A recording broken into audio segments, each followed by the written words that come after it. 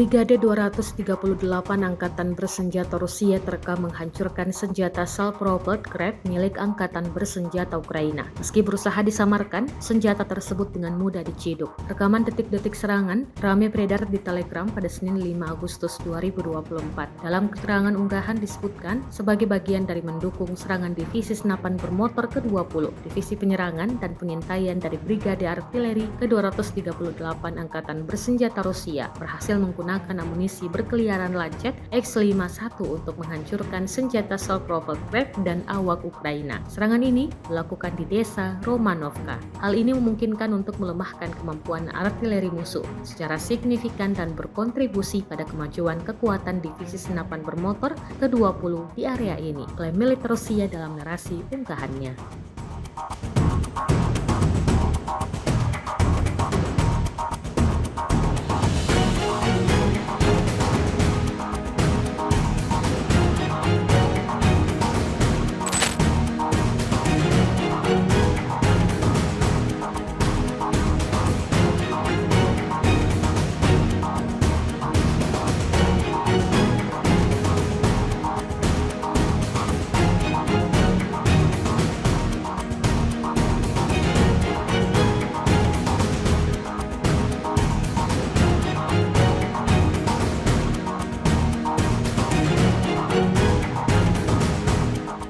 Download Tribun X sekarang, menghadirkan lokal menjadi Indonesia.